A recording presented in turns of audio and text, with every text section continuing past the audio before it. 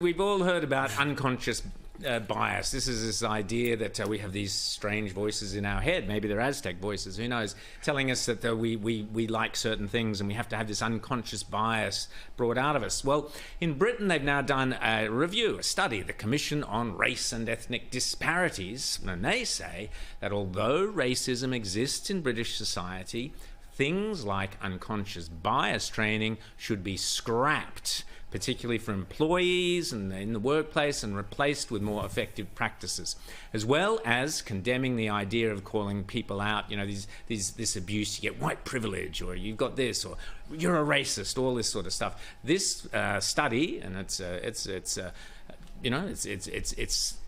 come from it's not some mad, crazy bunch of right-wingers. It's come from a body who pride themselves on studying these matters. They say that we are wrongly, or Britain is wrongly applying the accusation of racism, where in fact it might just be an everyday disagreement or disparity. Alex, your take on that?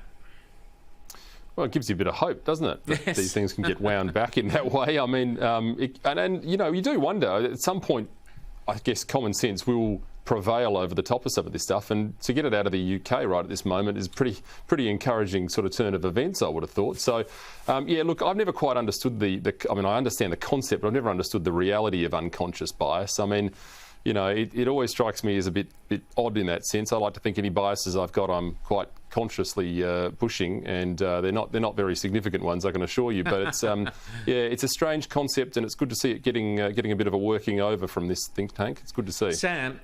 Sam, earlier this year, the chairman of KPMG, I think it was, resigned. He had to resign because he upset his staff because he said that unconscious bias is, quote, complete crap.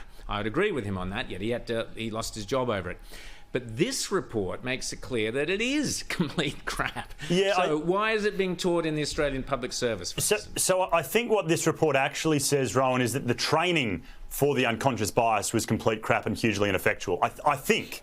I'm not 100% sure on that, but I think that's right. And when you think about it, I'm sorry, unconscious bias it's real. You get these orchestra. How do you know? Well, you get these. You can study it. How do you know what's unconscious in my head? No. How do you know? Because you can study it. You can observe it. How?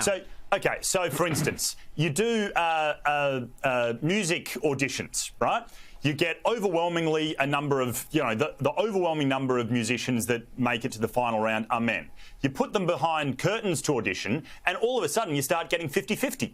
In fact, the only study that's been done, Sam, I'm going to have to completely contradict you there, I think it was a Sydney University study, and it went completely the opposite way. They found out that when you took away the so-called test, people were actually employing the opposite of what that found. Anyway, that's another argument for another day. But it's a fascinating one to have.